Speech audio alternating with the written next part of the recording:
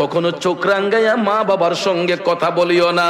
আর যার মা বাবা দুনিয়াতে নাই, তোমরা ওই মা বাবার কথা স্মরণ করে আমি আল্লাহর দরবারে ফরিয়াদ করো, ওয়া কুর রাব্বিরহামহুমা কামা রাব্বায়ানি সগীরা। জবান খুলে বলুন সুবহানাল্লাহ। আল্লাহ বলে, সন্তান তুমি আমি মালিকের কাছে ফরিয়াদ করো, আল্লাহ গো আমার মা বাবার উপর তুমি রহম হইয়া যাও। যেমনি ভাবে ছোট্টবেলা আমার মা বাবা আমি সন্তানকে লালন পালন করেছে, আদর সোহাগ করেছে, আল্লাহ আমি কচি শিশুর মতো আমার মা বাবাকে তুমি লালন পালন করো।